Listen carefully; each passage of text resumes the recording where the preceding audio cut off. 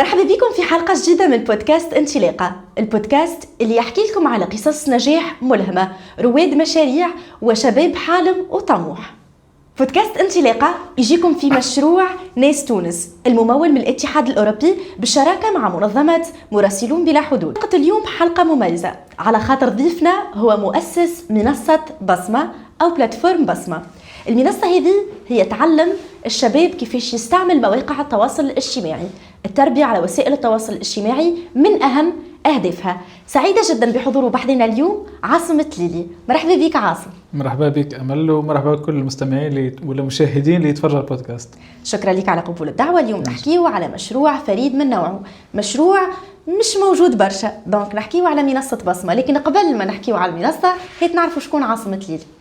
عاصم تليلي 28 سنة، حاليا نسكن في جابس أصلي من ولاية قفصة. باش نحكي على روحي ما عنديش حاجة مش ما عنديش حاجة كبيرة برشا، أما نحب نقول أني أنا شاب طموح. حبيت نكون معناها صنع محتوى، ووليت صنع محتوى رقمي في الديجيتال. هذا هو أكثر حاجة ان شاء الله الشهاده هذه، والعكس انا نفتخر بها كي يقولوا لي العباد، خاطر معنا هذاك الهدف نتاعي اني نخلي بصمه عند لي جون اصحابي والشباب والكبار زاد. باهي، دونك خلينا نمشيو شويه ندخلوا في التفاصيل. كيفاش جات فكره انشاء منصه بصمه؟ فكره انشاء منصه بصمه هو هي ثم معناها سنوات برشا باش تولدت الفكره هذه، خاطر كما اي شاب ممكن معناها في العمر من بين 18 و 25 لكن مازال يكتشف في روحه الانسان، مازال يشوف في الحياه، مازال مش عارف الطريق نتاعو يمشي يتوجه بالضبط. انا مغروم في الاساس، مغروم بالتصوير والمونتاج، ومن صغري معناها تغرمت بالحاجات هذيك في المكنسي سيدي بوزيد، ونسكن معناها حاليا دارنا غاديك واهلي. أنا انخرطت في دار الشباب، جربت برشا أنه نستعمل الكاميرا، كان عندي مغروم باليوتيوب، جماعة اليوتيوب القدم نتبعهم برشا، حبيت نكون كيفهم، بديت نجرب نصور من نقطة هذيك. كل بدأ عندي اهتمام كبير برشا بالعالم الديجيتال، بالفيسبوك، انستغرام، بعد طلعت تيك توك واللي زاد نتبع فيه بشوي ونتبع في صناع محتوى اخرين كبار عندهم في مجال صناعه المحتوى ومؤثرين هذه نرجع لهم بعد في انك معناها قيمه انك تتبع مؤثرين ايجابيين. بشوي تكونت عندي الغرام هذا. وصلت للجابس، خدمت في راديو عليسة، قريت في إيكول عليسة من الأول، وبعد تالي خدمت في راديو عليسة واستوديو حمادي بخشينة. الزوز هذما اللي دخلت فيهم معاهم في بروفيسيونيل في التصوير الفوتوغرافي والمونتاج والفيديو. وفروا لك فرصة باش تمارس الغرام نتاعك. صحيح، في شكل بروفيسيونيل على الآخر. بديت نخالط في المجتمع المدني في جابس، دخلت شوية في المجتمع المدني في جابس. لاحظت بعد عوام 5 سنين عملوا هو جتني فكرة 2024 غزرت بيني بروحي، قلت اوكي تو انا هاني مغروم بالتصوير ومانيش شكل نحب نكون مصور فوتوغرافي، نخدم مصور فوتوغرافي، اما ما نحبش نكون في المستقبل 100% مصور فوتوغرافي، ونخدم في مجال الاعلام تصوير معناها صحفي، كيف ما نحبش نكون مصور صحفي بمعنى مصور صحفي. خممت شوي، قلت لاحظت حاجة انه اغلب العباد كي يسألوني ولا يكلموني ديما على مجال الديجيتال، يسألوني أسئلة في مجال الديجيتال، يقولوا لي يا أخي كيفاش بربي نجم هذيك مش ابليكاسيون تركح لي هذه، مش حاجة تعاوني معنا مثلا باش نصائح تخص العالم الرقمي صحيت، وفي دومين التصوير والمونتاج ديما في نفس المجال. مشيت بحثت شوية على صناعة المحتوى، قريت دي فورماسيون في تبع ميتا وتبع جوجل وتبع انترناسيونال، قريت دي فورماسيون بي. بعد قلت علاش لا، خلينا نزيد نتعمق فيه مجال اكثر. شديتها قرابه 6 شهور كاملين وانا نبحث في المجال، نتعلم ونجرب على بروفيلي، معناها اي حاجه بتكاليتي خايبه مش خايبه، كاش عندي الماتريال باللي موجود نجرب. كهو بديتش نجرب ونهبط، لقيت قابليه للفكره، ثم تفاعل مع العباد. تفاعل ماهوش في نمبر دو في، تفاعل في الانتوراج نتاعي، تفاعل في البصمه اللي تخليه. صحيت انه هناك ذاك نوصل المساج ونقدم معلومه بالحق. نلقى مثلا انه 10 من الناس يستفادوا بها بالحق، وهذاك اللي كيف التعلمي في صناعه المحتوى انه ما نركزش على نمبر دو في، ما نركزش على نمبر دابوني، هذاك نحطه اخر حاجه في المستوى، اني انا باش يخليني يكون هو دافع، معناها انه انا باش نكمل نواصل في المجال هذا. وهذاك هو السر اللي خلاني اني حتى في فيديوهات من الاول ما كانش نمبر دو في قوي وما كانش عندي ابوني برشا، ديما مواصل معناها نكمل قاعد نهبط في المحتوى بغض النظر على شنو يجيب لي تفاعل. اما كي يجيني اشخاص مثلا كما اصحابي نهبط في فيديوهات في قابس مثلا في قفصه في تونس في بوزيدي يكلموني والله يا عاصم يعطيك الصحه المعلومه هذيك بربي اعطينا طريقه اخرى ثماش هيك يا اخي لقيت المشكله هذه. نقول بلا شوف انا فيديو معناها هذا راه نحكي كما قلت لك 2024 او 2024 اخر 2023 هكاك. نقول شوف محتوى هبطوا تو جاب 200 في واصحابي يكلمون عليهم في بلايص اخرين انا فادهم. من وقت بديت نحس في القيمه نتاع انه ثم تاثير يصير مباشر للانتوراج نتاعك بالمحتوى اللي قاعد نقدم فيه. خممت قلت علاش ما نعملش منصه تكون مختصة في المجال صناعة المحتوى وتعلم العباد التربية وسائل الإعلام. اللي من بعد تالي زاد كيف شديت تعلمت بالكدا مفهوم التربية وسائل الإعلام، عملت دي فورماسيون، كانت لي فرصة مثلا تبع راديو عليس انه نعمل في اطار دي بروجي دي فورماسيون في التربية وسائل الإعلام. وحسيت بالقيمة متاعها.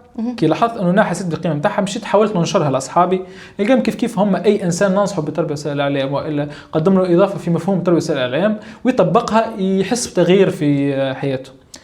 هذا هو كيفاش في الاخر اكتشفت انه راه بروبليم في المجتمع نتاعنا بالضبط، انه ثم نقص في الوعي الرقمي ممكن عن اراده ولا عن غير اراده، اما ثم نقص في الوعي الرقمي ومفهوم تربيه وسائل الاعلام مازال جديد علينا. دونك عملت المنصه هذه وهي من هي انطلقت في ولا دونك شفت مشكل موجود في الانتوراج نتاعك، على باز لازم يكون فما حل. الحل هو منصه بصمه اللي هي انك يكون فما تعليم او محتوى رقمي تعليمي. صحيح. كيفاش يستعملوا وسائل التواصل الاجتماعي. صحيح.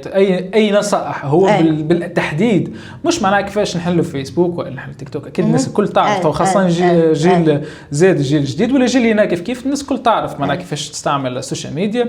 ابقى استعمال الحاجه المغيبه اللي نسميها هنا مغيبه، ماهيش هي حاجه مش موجوده، هي راه موجود. خاطر فيسبوك راه كي تدخل تقرا الشروط نتاعو ولا حتى في معناها النصائح اللي قدم فيها في الباج فيسبوك اوفيسيال تاع الفيسبوك، ديما ينصح في العباد انه كيفاش تستعمل الفيسبوك بطريقه صحيحه، كيفاش ما ناثروش بالمؤثرين مثلا الغير ايجابيين السلبيين. معناها يعطي ديما في نصائح فوالا. دونك اللي هو الاستعمال الواعي والامن لوسائل التواصل الاجتماعي، وكيفاش نفهموه كي نحكيو على الشباب ولا الاولياء بطريقه ايجابيه وبطريقه واعيه، ما نسقوش وراء الترند والموجه.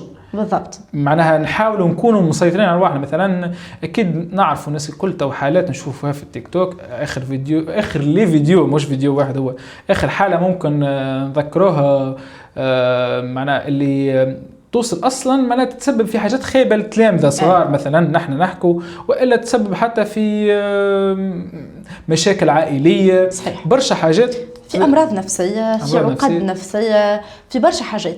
دونك من الاول عاصم نرجع شويه من اول لحظات في المشروع في البروجي وفي منصه بصمه، كنت متاكد انه باش تنجح ولا كان عندك شويه شك باش انه ما تمشيش، ولا شنو الشكوك اللي راودتك في الاول؟ هو معناها حاجه اكيد وحاجه طبيعيه بالنسبه لي. انا نشوف انه هذاك كنت شاك من الاول، ما كنتش متوقع انه هي باش تعطي تفاعل. تفاعل ديما في الارض الواقع، معناها العباد باش تعجبهم الفكره وباش ينجاجوا رواحهم نوصل معناها نخدم بها اصلا. في الابقاء اللي الحاجه الثالثه اللي تعلمتها اللي انا بالحق هذيك زاد نقله نوعيه خلتني نخمم بطريقه اخرى، اللي هو الانتربرونيا. انه كي مشيت تعلمت كيفاش نجم نكون، كيفاش يخمم رواد الاعمال ولا كيفاش ينجموا يشدوا المشاريع ثم مشروع غير ربحي ويخليه ربحي. كيفاش السيستم المشاريع يمشي. هذاك الكل عرفت انه اهم حاجه انه اكيد المشاريع كلها ما هيش باش تنجح، ثم مشاريع باش تنجح ثم مشاريع مش باش تنجح. قدرة ربي الحاجة الأولى. الحاجة الثانية في أنه أنت تحط رجل الخطوة الأولى، ما تخليها ربي تحط الخطوة الأولى. المهم عندك الأساسيات، عندك بروبليم باش تحلها، عندك جمهور هالمشكلة هذيك في الانتراج متاعك، عاملها خطة أولية. باقي كله على ربي، تحط الخطوة الأولى تجيب طبيعتها، تاخذ الريسك ومن بعد سهل. هذاك اللي عملت. اما بيان سور قبل الريسك لازم ديما تكون فما دراسات كيما حكيت انت، عمل دي فورماسيون وعمل دراسات وبحوث باش نجم توصل للخطوه الاولى اللي هي باش تاخذ الريسك هذايا. دونك شنو اهم التحديات او المشاكل اللي واجهتك والصعوبات في الطريق المنصه بصمه؟ المشاكل هو الصراع. اكبر مشكله ديما بحكم نحن في بودكاست باش نحاول ديما نوصل الحاجات اللي عشتهم من الداخل باش اي انسان ممكن خاطر كيما تاثرتنا باللي بودكاست نتاع ناس الاخرين وتعلمت منهم. نحب حتى انا الشباب اللي يتفرج معناها يفهموا الفكره. ممكن اول اكبر مشكله الصراع الداخلي بيني وبين روحي، انه اوكي معناها اسكو هذه بالحق تنجم تعيش، اللي هو السؤال المطروح ديما. صناعة المحتوى تو في تونس اسكو ينجم بالحق يعيش ويحقق الأمان المالي للإنسان وإلا لا، بغض النظر على هدفها الاجتماعي الكبير. هدفها هدف اجتماعي كبير على الأخر، الأثر اللي باش تخلي أثر كبير على الأخر، متأكدين 100%. بقى كيفاش نجم تواصل فكرة معناها المواطن هو مستهلك في الديجيتال.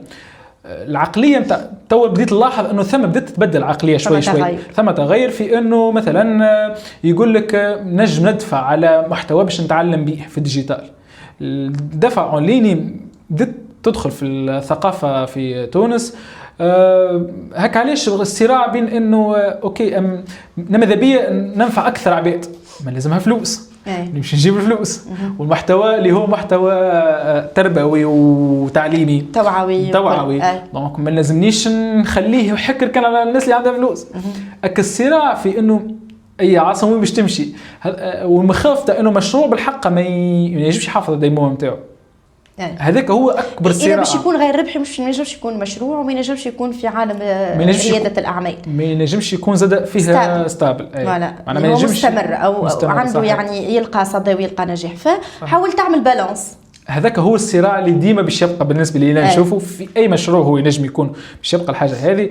بقى نحكي على روحي في النقطه هذه، هذاك هو اكبر تحدي. شوفي في خاطر باقي كل بالنسبه لي الأوراق وكل الأمور الإدارية والدعم تاع الأصحاب والعائلات، هو الحمد لله لقيت دعم كبير من عند العائلة، من عند الأصحاب، من عند الانتراج متاعي، من عند الخدمة كسوى الراديو ولا حمادي، من عند أي معناها شخص يعرف عاصم الحق نحي كابتن وكعبة. معناها أكيد ذوك باش يكونوا أكيد موجودين في أي مجال. معناها الحاجة الكابتن وكعبة ذوكم اللي باش يحاولوا اللي هما في بعض الأحيان يكونوا دافع باش احنا نوصلوا. هو كيك صحيت، هو ممكن مش نقد هذا كل معنى الإحباط اللي يحاولوا يوصلوك بمعنى أنك أنت ما عندك وين توصل. بالنسبة لي الانتراج والعائلة والأصحاب هم اللي كانوا سبب معنى كبير ياسر باش الأفكار هذيك تتنحى. هكاش لقيتها مسهله والحمد لله. ديما الواحد يعني لقيت دعم من المجتمع، من الانتراج نتاعك، ما تحسش روحك انك كفحت وحدك من البدايه؟ لا هو اي انسان مش يكافح وحده في بدايه اي مشروع. بقى المحبه نتاع العباد هذيك راهي سبب اساسي باش انه هو يتشجع يكمل. لكن الافكار السلبيه اللي تجي في مخه بتاع انه ما عندك وين توصل كما قلنا في شنو باش تعمل، نجم يفشل المشروع. هذاك كله الانتراج، الكلمه الحلوه مع الانتراج هذاك اهم سبب. خاصة الانتراج القريب بالمناسبة هذه نحب أنا في البودكاست اللي هو أمل وعاطف ونبيل ومروان، هذم الكيب اللي معناها السند الأول منصة بصمة، معناها اللي كانوا دفعة الأولى معناها إنه حط رجلك ما يسالش وأنا معك أنا وراك. دونك نحب نقدم لهم تحية شكر كبيرة بالحق. ما نجمش نتعدى بودكاست من غير ما نقول اسمهم. وزاد ذكرت حاجة أخرى، حتى شوف حتى المخاطرة في إنه نجرب كل نهار. أمل تعرفني أكيد، والناس اللي يعرفوني دايرين بي عارفين إنه ديما عاصم مش متلاه، ديما يخدم. التجربة هذيك تنمي عندك المهاره نتاع انك تبرر جرب بركه حتى صحيح. كان خسرت خلي بالك. وبالطبيعه ما نجمش ننسى زاد راديو عليس ومدام عايشه واللي كيف راديو عليس الكل تحت لي فرصه فيش انه نتعلم مهاره نتاع الاعلام اللي هي بالحق معناها. وعملت برشا دورات تكوينيه عن طريق راديو عليس بحق بفضلهم هم زاد معناها انه على الاقل نجمت نتعمق اكثر في مجال تربيه وسائل الاعلام ونكون شجاع اكثر باش ندخل المجال هذا ونحط رجلي في خطوه الاولى في منصه بصمه. ايوه انا فما حاجه ديما نقولها لك عاصم ومتاكده معناها منها انه ديما نقول راهو اللي يسعى ربي ما يخليهش بيه. فحتى لو كان في الاول صعيبه في البدايات تجينا برشا ديفي تشالنج تحديات كبيره برشا ساعات نقولوا كيفاش نجم انا هذايا نتعدي كيفاش نجم نتجاوزه. لكن وتودنكو ما تعرفش منين راهو ربي يحل لك بيب وبيب كبير برشا باش تلقى علاقات باش تلقى ناس تعاونك باش تلقى رزق بالحق. خاطر هو رزق مش كان فلوس راه رزق ناس دايره بيك وانتوراج يشجعك. هل فما لحظه من اللحظات حسيت قلت بينك بروحك يا عاصم يزي حبس لازمني نوقف خاطر ما عادش نجم نكمل؟ صحيح.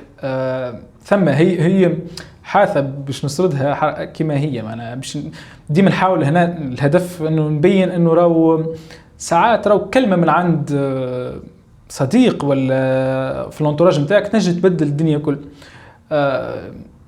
مره مشيت للحمادي استوديو معناها استوديو قلت له حمادي بصراحه انا راهو بديت نشك انه راهو نجم من وقتها شنو صار وقتها الشارج نتاع الخدمه بحكم انا نخدم في 3 بلايص معناها نوعا ما الشارج اثر على صحتي ما ثمش راحه اصلا دونك والمشروع مازال في بدايه وقتها مازال ما ثم حتى شيء مازال في البدايه الخطوه الاولى الاولى مازال ما ثم حتى شيء.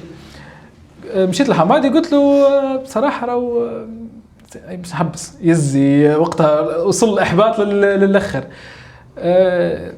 قال لي حكى لي قصته هو في البدايه في المشروع زاد قامت في مخي ما اقتنعتش من اللحظه هذيك. قلت لدرجه هذه معناها الخطوه الاولى صعيبه ومن بعد تتحل تدنكو صحيح رحمه ربي واسعه وربي اكيد مش يسهلها معناها. وقلت لين وصلت شكيت معناها قلت بالكش ربي مش باش يسهل فيها دونك هي خليني نرجع شد دوان تصوير صحيح.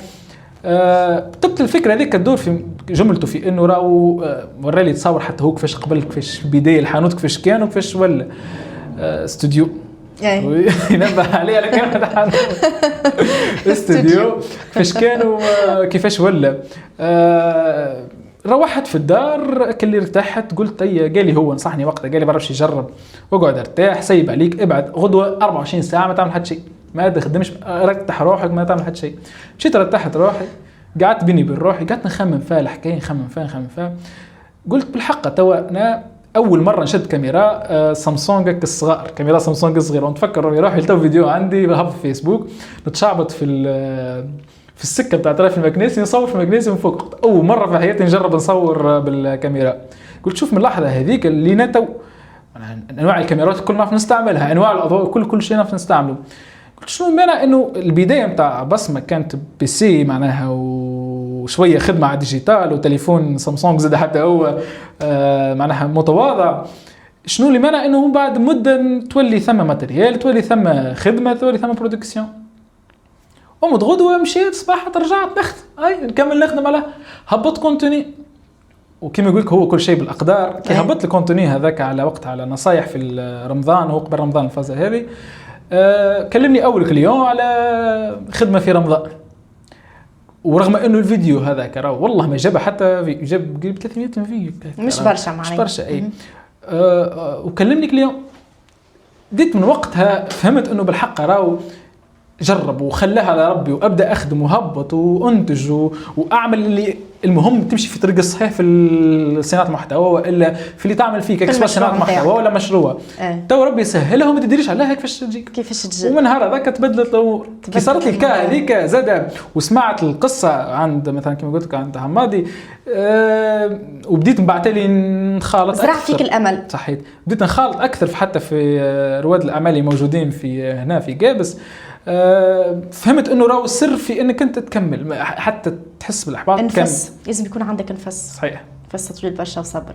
عجبتني حاجه حكيت فيها عاصم قلت كي روحت بديت نتفكر في روحي من اول ما شديت كاميرا ونتشعبط وانا مانيش فاهم حتى شيء. فلهنا يمكن لازمنا نركزوا على حاجه، انه راهو ما نقارنوش رواحنا مع غيرنا، ردوا بالنا نطيحوا في البياج نتاع اني نقارن روحي بحد اخر. فديما نحاول، قداش عجبتني انه انت قارنت نفسك بنفسك في سنه 2015 مثلا، اليوم 17 16 اليوم، دونك اليوم 2025 عاصم كيفاش ولا شنو نجم يعمل. دونك كيما فما بروغري وفما تقدم كبير برشا، راهو كيف بعد 3-4 سنين اخرين راني نجم نكون في بلاصه ما خير برشا.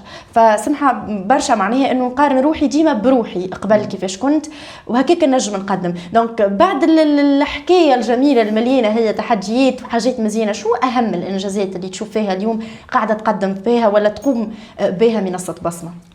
هو اهم انجاز صار مؤخرا اللي حاولنا سعينا عليه برشا المشروع هذا خدمنا عليه مده عام، اللي هي ايام صناعه المحتوى بجابس اللي صارت في المركب النموذجي، اللي هي بالشراكه معناها مع المركب النموذجي بجابس، واللي بالمناسبه كانت شراكه مزيانه على الاخر، على خاطر بالحق اتاح لنا الفرصه انه زيد نكبروا السيبل نتاعنا في الجمهور، وانه نطبقوا الافكار اللي عندنا كمنصه بصمه في الارض الواقع ونشوفوا النتيجه نتاعها. عملنا 3 جور سميناها ايام صناعه المحتوى بجابس. 3 جور هذا صاروا فيها دي فورماسيون، نهار الاول والنهار الثاني فورماسيون مغلقة ل20 شاب من ولاية جابس، 10 شباب منهم من دور الشباب و10 شباب حلينا فورميلير وقبلنا منهم شباب. لي فورماسيون تكون معناها فيها ما بين تربية وسائل الإعلام نبيل الزيتوني اللي هو صحفي محترف، تصوير فوتوغرافي عاطف غالي اللي هو مصور محترف، صناعة المحتوى الرقمي والإنتاج المحتوى الرقمي كونتهم هنا، وأمل التومي اللي هو معنا اليوم كونت الشباب في الوقوف أمام الكاميرا والحوار. دونك لي كاتر فورماسيون هذم عملنا لهم 20 شاب هذم عملنا لهم كاتر فورماسيون. في الاخر اختتمناها بمسابقه شكون ينتج احسن محتوى، وعملنا نهار الاحد لما تسماها لما مزيانة على الاخر مع قريب 8 كان من شغلت في من ليزانفلونسور وصناع محتوى، خاطرنا ما لازمناش نلغوا نعتبروا معناها انه راه الانفلونسور راه ماهوش هم بريسك زوز كيف اما كل واحد عنده الاوبجيكتيف نتاعو. دونك ثم جبنا معناها صناع محتوى مؤثرين اللي يحكوا عن تجربتهم، شجعوا ال20 شاب هذوك. النتيجه صناع محتوى ايجابي يعني حتى مؤثرين ايجابيين، عنده بصمه وعنده تاثير ايجابي كسوا على المجتمع ولا على الانتوراج اللي يعيش فيه، واخترناهم خصيصا كل واحد في مجال. ثم خذينا معنا بعض النقد على انه شبيك جبت لخاطر نحبوا العباد تفهم انه راهو صناعه المحتوى ما تحتكرش كان المجال التعليمي، ما هيش كان مجال تعليمي، راهو حتى تضحك راهو صناعه محتوى راه تفرهد على العباد شوي، اما تضحك في اطار ايجابي ونظيف معناه باهي، ما هوش خايب زاده انك انت باش تحكي على افاق سوق شغل والا حاجات كنك زاده معناه محتوى ايجابي، انك انت تحكي على زينه البلاد ولا محتوى ترويجي توريزم هو زاد محتوى ايجابي. دونك ما نحتكروش المحتوى التعليمي بحت في القرايه، هذاك نسموه محتوى ايجابي كهو. دونك اخترناهم كل صانع محتوى والمؤثر من مجال، جو حكوا مع الشباب ديريكت في أسئلة مباشرة، ما حبيناهمش يكونوا يسألوهم كأنهم في كومنتار، حبيناهم يكونوا أسئلة مباشرة. النتيجة اللي شفتها بعد 3 جور هذوكم كان بالحق فقط توقعاتي على الأخر، على خاطر 20 شاب هذوكم شفت منهم ما يقارب 15 شاب كمل يواصل في صناعة محتوى ولا أصلا صنع محتوى. دونك اللي عجبتني فيهم إنه معناها بالحق كملوا واصلوا وقاعدوا يهبطوا، ثم اللي عنده مشاريع ردوا المشاريع نتاعهم يصنعوا في المحتوى معناها اللي هو تسويق بصناعه المحتوى مشوا فيه المجال هذاك، ثم شباب اخرين واصلوا فيه وشاركوا في مسابقات اخرين ونجحوا فيها زاده معناها. والاسئله اللي كانت للانفلونسور بالحق اسئله نتاع عباد تحب توصل بالمجال هذاك. دونك سامحني، دونك لهنا اللي النتيجه اللي صارت فرحتنا على الاخر، وماذا بينا ان شاء الله معناها نعودوا نخلوهم دوريه الايام صناعه المحتوى هذه، وعلاش لا ما تكبرش تستهدف اكثر عدد من الشباب، وعندنا افكار اخرى. اما هذه اكثر فما في المستقبل مشاريع اكثر انجاز فرحانين به، معناها خاطر خلى بصمه واثر كبير برشا على ارض الواقع، على الارض الواقع. صحيح، ملموس، حاجه ملموسه. دونك تشوف انه تاثير منصه بصمه اليوم على الاطفال الشباب ولا الاولياء تاثير كبير برشا. تتفكرش عاصم كومنتير هكا على ارض الواقع بيان سور، ولا حد جاي يحكي معك خاصه من الناس اللي صارت لهم دورات على التربيه على وسائل التواصل الاجتماعي في على منصه بصمه غالمون، ولا عليك انت كبروفيل انتربرونور كشخص؟ دونك شنو لي كومنتير اللي نجمش تنسيهم ولا فيدباك؟ هم برشا والله الحق الحمد لله، برشا خاطر المجتمع المدني في جابس والعمل في جابس بالحق فيه طاقة إيجابية كبيرة على الآخر. باش نسمي كومنتارات ونخلي كومنتارات بالنسبة لي الكومنتار كل معناها شجعوني وبالعكس وخلوني نكمل زيد في الأكبر في إنه نوصل نستهدف أكثر شباب ونكمل نواصل فيها حلمة منصة بصمة. بقى الانتوراج اللي قريب ممكن اكثر خاطر هو اكثر احتكاك، دونك يعرف الكواليس، يعرف الصعوبات، يعرف برشا حاجات. لي كومنتير اللي تجي من عند الاصدقاء هم اكثر معناها كومنتير اللي ديما يخلوني معناها نتشجع اني نكمل، خاطر كما قلت لك اللي من برا ما يعرفش الكواليس، دونك يشوف الامور من بعيد. بالعكس وانا ممتن برشا انه هم ممتن برشا ان هم معناها شجعوني. اما اكثر الاصدقاء القراب اللي هم بالطبيعه ما نعاودش نسمي فيهم اصحابي اللي يعرفوني بالحق. انت من بكري حكينا برشا على الدعم المعنوي اللي هو عنده اثر كبير برشا. راهي اثر الكلمه في شخص. انا نتفكر مره نقرا في الدوزيام اني فاكولتي وهكا وسي يعني ظلامت الدنيا وما عادش نحب نكمل، وحسيت دنكولي انا بعدت هكا شويه على القرايه غيرمون مانيش باش نخلط باش ننجح العام هذاك، خفت من اني نتيح كنترول ولا نراتي العام والا. دونك مشيت حكيت مع بروف مقرب هو اللي حكيت معاه، قلت له مسيو راني بالحق معناها ضعت ومش عارفه شنو باش نعمل، كيفاش باش نلقى ليكيليبر نتاعي. صدقني ما قال لي حتى شيء، هو قال لي كلمه بركه، قال لي امل انت راك تنجم واحنا نقرا وانا نقرا انجلي، دونك قال لي اي بليف ان يو، راني من بيك. قلت الكلمه هيك ما نحكي لكش الاثر نتاعها لليوم عنده فضل كبير عليا، اللي انا العام هذاك نجحته بموين باهي على الاخر. معناها الكلمه راهي صدقوني وخاصه كي يبدا العبد مستحقها محتاج الكلمه هذيك، فعندها اثر كبير برشا. هكا علاش امل بالمناسبه هذه نحب ديما نذكر، خاطر ماذا بيا هذه هي الهدف نتاعي ديما نشر ثقافه الوعي الرقمي، انه لي كومنتير ولا لي ساتي ولا انه حتى باش تنقد. انا نتمنى انه الناس الكل ينقدوا في السوشيال ميديا عادي، اما ما نحاولوش ننساقوا وراء النقد نتاع الثلب ونتاع التهجم ونتاع النقد الخشين معناها الكاسح اللي يوجع. خاطر كما نحكي لكم كما حكيت لكم انا كما حكيت على روحي اكيد راهو غيري يحب يجرب، واغلب العباد اللي نحكي معاهم توا يقول لك نخاف من الكومنتات الخايبه اللي هي تجي على ارض الواقع خايبه. خليها في الفيسبوك تجي مثلا 3 كومنتات خايبين باش يحسها الانسان عاش يتشجع اصلا انه باش يكمل يهبط، وخاصه باش يكون ماهوش نقد بناء، فقط دي كومنتير اعتباطيه وخايبه برشا حتى طريقه كتابتها. علاش باش نسالك عاصم، علاش التربيه الرقميه مهمه اليوم اكثر من اي وقت اخر؟ مهم على خاطرها ولت هي حياتنا، معنا نحن موجودين فيها بريسك 100%، مش ما نقولوش 99%. والجيل الجديد زاد هو متربي عليها. في الاخر نحن ممكن ثم برشا اولياء يلوموا ويقولوا الجيل الصغير معناها ربي يهديه مثلا، والا هاوش بيه يستعمل لك في التكنولوجيا ولا الصغار. معناها الجيل الجديد راهو في الاخر هو تولد في العصر هذا، دونك راهو حاجه طبيعيه باش يعتبر هذيك جزء منه السوشيال ميديا.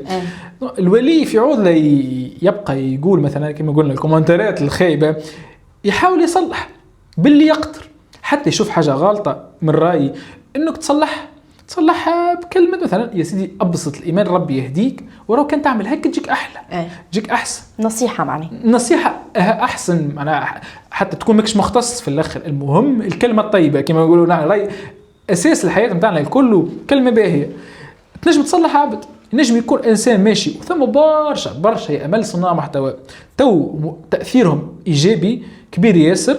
كي ترجع لقبل شويه تلقاهم كانوا في سياق اخر، كانوا في مجال اخر. على ذكر هذا خاطر انا نتبع الحق في مؤثر نحب نحكي عليه، خاطر بالحق نحس فيه اثر بطريقه كبيره برشا، اللي هو علاء بن عماره، اللي هو فما حاجه يعمل فيها اللي هو كل صباح كي يفيق لصلاه الفجر يصور معناها كي يصلي ويقرا قران فبطريقه غير مباشره حتى في لي كومونتير غيالمون قاعده نشوف في شباب اليوم قاعد ياثر عليها عليه بطريقه جميله جدا، انه يتشجع، عجبه الجو كيفاش يفيق الصباح بكري، كيفاش يصور الجامع، الاجواء نتاع الجامع، فصدقني حاجه مزيانه على الاخر. فما حلاه يمكن حكيت عليها علاش باش نستغل الفرصه اليوم تاع وجودك بحذايا عاصم، خلينا نستغلوك شويه بطريقه باهيه. شو اكثر الاخطاء المنتشره على مواقع التواصل الاجتماعي او في طريقه استعمالها؟ في طريقة استعمالها هو ممكن باش نحاول نحكي بالمختصر، اما ثم زوز انواع تاع استعمال السوشيال ميديا. ثم الاستعمال البزنس، ثم الاستعمال الشخصي، ثم استعمال العباد اللي عندها شركات واللي عندها بزنس على الديجيتال باش تستعمل طريقة معينة. ثم العباد تستعمل فيه بروفيل بيرسونيل، تستعمل حياتها الشخصية. اكثر حاجة انه اللي قلت عليه تو انت امل، والعباد اللي عندها بيرسونال اكونت معناها الكونت نتاعهم يكون بيرسونال ليهم هم يستعملوا فيه استعمال شخصي جست باش يبعثوا مسجات يهبطوا استاتيات شخصيه ثم زوز انواع، ثم المؤثر ولا صانع محتوى اللي هو يصنع في الكونتوني، ثم المستهلك اللي هو يتفرج على العباد ويقبل. دونك انا باش ننصح ديما المستهلك حاول حتى انا كي تاخذ مني اي معلومه تتبع وراي، ما تاخذش معلومه مني مسلمه بطريقه باسيف مهما تكون ثقه اي انسان قدامك، خبير مانيش خبير ماهوش خبير اكس ايغريك، خذ المعلومه وتحقق منها، على خاطر التحقق من المعلومه والاخبار الزائفه هذه تعلمك برشا حاجات، تعلمك تنتقي المعلومه تولي تعرف، تعلمك تفهم التربيه وسائل الاعلام، تفهم خاطر انت باش تتعرض لبرشا مثلا عباد يقولوا في حاجات غلطه، نقول كي تحقق منها تلقاها غلطه، تقول شوف هو كيفاش سوقها لي على انها هي اساس صحيحه بالطريقه كذا، دونك الطريقه هذيك تنجم تغلط بها العباد. دونك انت باش يصيرك اوتوماتيكمون تعلم ووعي رقمي في انك انت تعرف كيفاش تستهلك فيسبوك، خاطر انت بحكم ماكش باش تنفع منه حتى شيء، دونك باش تكون مستهلك، واللي هو مستهلك ايجابي عادي. النصيحة الثانية اللي هي مختصر زاد على الأخر، نحاولوا ديما نتبعوا العباد المؤثرين الإيجابيين، ما نحاولوش أوكي فيسبوك يخدم بالسيستم اللي تعمل عليه جيم يظل الناس كل تعرفها الحاجة هذه حسب علمي، إنه تعمل جيم على حاجة راهو المجال هذاك أو الحاجة ذيك باش تبقى ديما تطلع لك عليها الالغوريتم صحيح. دونك الجيم نتاعك راه يقيم ياسر، كأنك تعطيه في فلوس الفيسبوك باش هو يعطيك الحاجات اللي باش يعلمك عليها. دونك الجيم نتاعك الكومنتير نتاعك راهم غاليين برشا، في اللوم نتاعك راهم غاليين برشا، عارف شكون مجمجم صحيح، عارف شكون مجمجم باش انك انت كي نسموه نحن في عالم الجرافيك ديزاين تغذية بصرية، معناها تتعلم عينك وتتعلم مخك معناها ديما يتبع في الحاجات الإيجابية، ودونك باش يتعلم اوتوماتيكمون باش تولي عندك ثقافة التربية وسائل الإعلام. واصلين في النصائح، عطينا برشا نصائح للشباب، خلينا نعطيو نصيحة للأولياء على خاطر سي ترو ديفيسيل اليوم بالنسبة ليهم كيفاش يتعاملوا مع أولادهم في العالم الرقمي بدون صدام أو خوف. شنو نجموا نقولوا لهم عاصم؟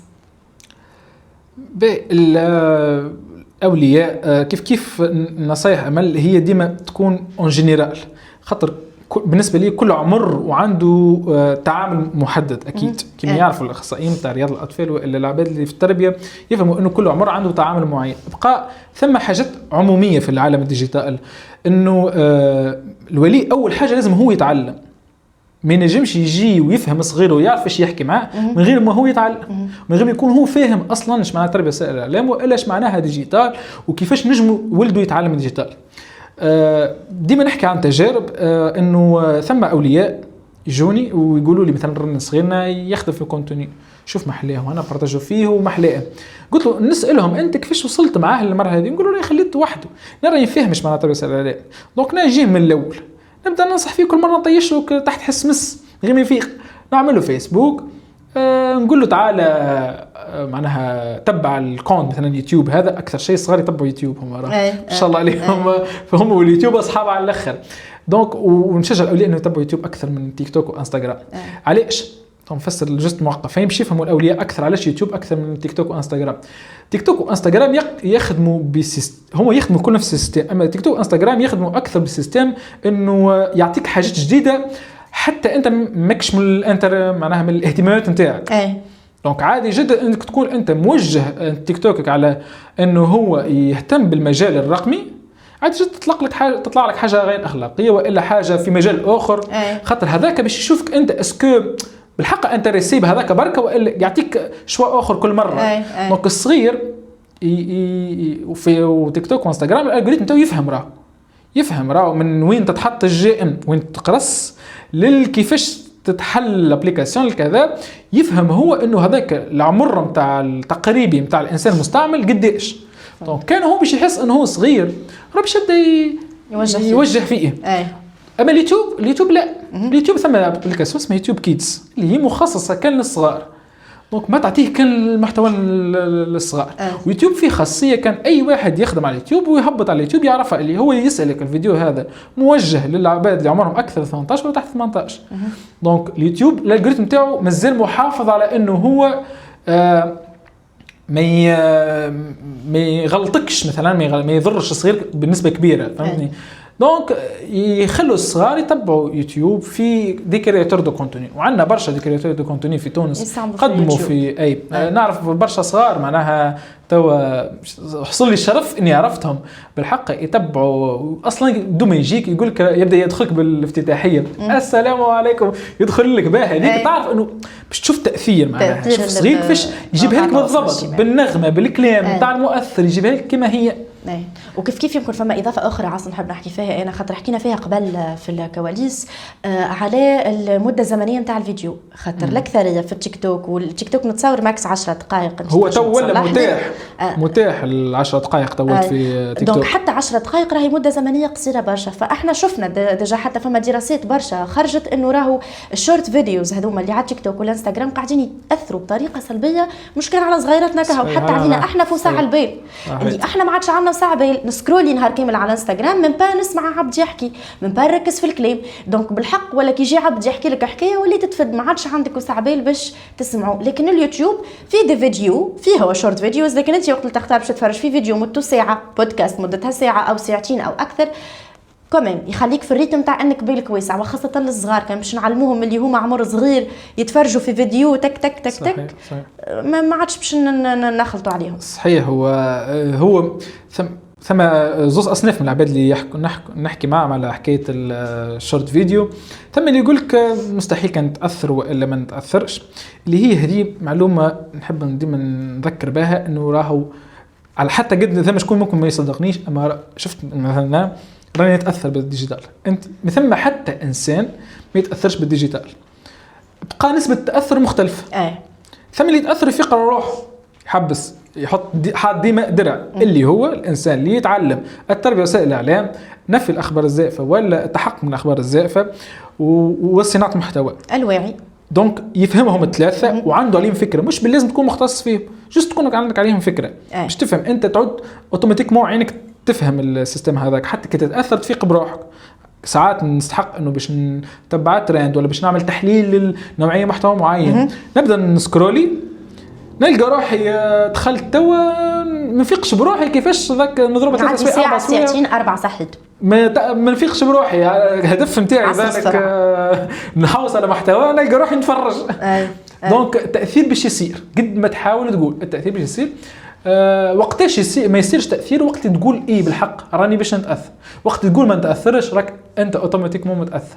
دونك هذه الحاجه معناها اللي نلقاها نتاع الصنف الاول. الصنف الثاني نتاع العباد اللي هو يقول لك اصلا ما نستعملش تيك توك ولا انستغرام برشا في حياتي ثم خاصيه هي سمحه باش نجم تعرف بها روحك اسكو تستعمل تيك توك ولا تدخل تيك توك ولا انستغرام ولا فيسبوك اي واحده، تدخل بارامتر، تدخل الكلمه بالانجليزي اسمه واتش تايم، اللي هو عدد الوقت اللي تتفرج فيه انت واللي تستعمل فيه انت السوشيال ميديا هذيك، باش تعرف روحك تشوف روحك في مينيموم، يعطيك في مينيموم في النهار قداش نتفرج من ساعه.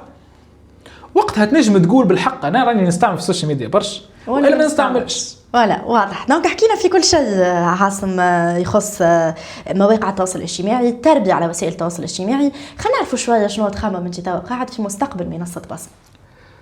والله ان شاء الله ديما نحن نقولوا ان شاء الله انه مستقبل بصمه انه نحب ونوصلوا اكثر معناها فئه مستهدفه متاعنا اللي هي حاليا اللي نخدموا عليها لمده عامين هذا ان شاء الله، اللي هو الشباب والصغار. بالطبيعه مقسمين عاملين نوعا ما جزء من البلانينج ماهوش كامل باش نكون معك صريح، انه نحاولوا نخدموا على الوعي ما بين الشاب والشاب، والوعي ما بين الولي والابن معناها الصغير.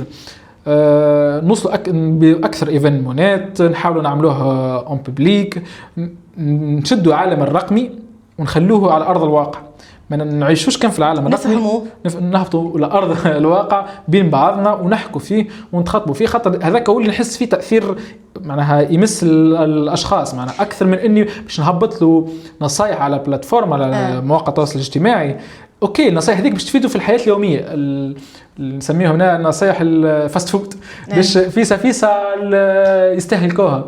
بقى التاثير ما يصير كان عن بعد برشا جلسات مثلا باش ديزيفينمون تظاهرات ديزاكتيفيتي تصير، وباش ينجم نكونوا كوميونيتي في الاخر بصمه. بالضبط. وباش كي هو يستعمل مواقع التواصل الاجتماعي ما يعملش اوف على الواقع نتاعو، يبقى ديما فما ليزون، فما علاقه ما بين الواقع وما بين الخيال اللي نتفرجوا فيه في بعض الاحيان واللي هو الواقع الافتراضي اللي نعيشوا فيه.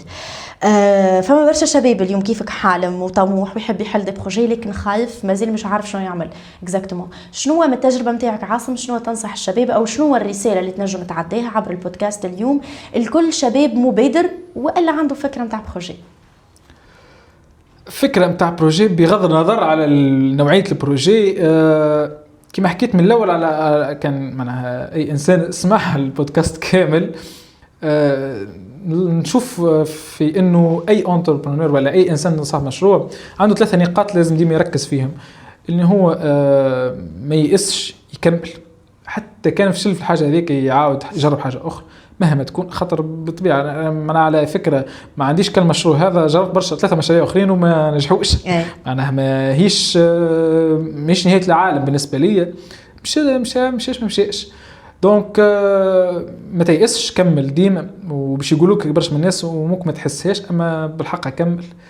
الحاجه الثانيه انك انت تعمل دراسه صغيره للجمهور نتاعك، البروبليم نتاعك، المشكليه اللي انت باش تحلها، وقابليه السوق اللي داير بيك باش يقبل الفكره هذيك والا لا. تعمل تيست صغير من الاول، تجرب بيه، تشوف بيه العباد، ما تدخلش طول، ما تقولش لا نمشي لازمني فلوس برشا باش نجم نحلك مشروع ذاك، لا تيست صغير، تجرب عندك سمول بزنس اللي هو اسمه سمول بزنس ديجا، وتبدا تجرب وتوصل.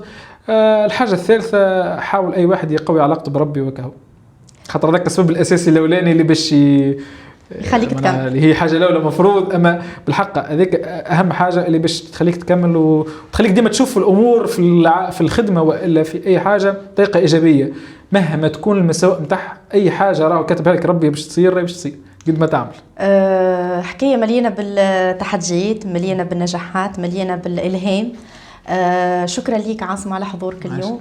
فقط نحب نخلي لك في كلمه الختام باش توصل الكاميرا، شو تحب تقول للناس، العائله اولا والناس اللي تتفرج فيك والناس اللي تعرف عاصم من قريب ولا من بعيد؟ نحب نشكر اي انسان، بالحق اي انسان دعم عاصم التليلي، بالطبيعه معناها مع حفظ الاسماء وباش نجبد شوي اسماء ما يصيرش يوم مدام عايشه، حمادي بخشينه، عاطف، امل، نبيل ومروان، أظن اللي بالحق العائلة مصغرة اللي هنا هم عائلتي الناس الكل، أما أظن الداعمين الأساسيين أظن معناها الأصدقاء المقربين لمنصة بصمة بالحق، معناها مش العاصم اللي منصة بصمة، المشروع منصة بصمة اللي هم كانوا الداعمين الأساسيين باش نوصلوا المرحلة هذه، وبالطبيعة عائلتي وذاكم ما يتنسوش، خاطر استحملوني برشا برشا برشا، معناها بالحق راهو التضحيات في انك انت توصل تنجح مشروع، تخلي مشروع على ارض الواقع قايم، اكيد كم يصبروش معك العائله، معناها ما يستحملوا بالثلاثة شهور بالاربع شهور ما نروح لهمش، ما نطلش عليهم، انا ويلوموا ولومين انا مستحمليني، وديما دعوه خير، كم مش من دعوه الخير تاعهم هم ما نجمش نوصل. أنا سعيدة جدا بوجودك معي اليوم في البودكاست. نتمنى لك النجاح، المزيد من التألق الإيجابي. كيف إلى مستمعينا الكرام، ما تنسيوش إنه النجاح يبدأ بفكرة، الفكرة والحلمة تكبر بالعزيمة والإصرار، وما تنسيوش البصمة اللي تخليوها هي أساس كل شيء في الحياة.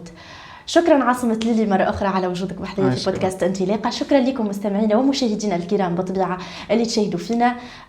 ما تنسيوش باش تبارتاجيو الفيديو هذايا والبودكاست هذايا مع أصدقائكم وأحبابكم اللي مازالوا ازيتي باش يحلوا بروجي، يحبوا يحلوا بروجي، وانتم زيدا اللي تفرجوا فينا إن شاء الله كنا مصدر إلهام من خلال القصص اللي شفتوها في بودكاست انطلاقة. شكرا لكم، نشوفكم في حلقة جديدة من بودكاست انطلاقة.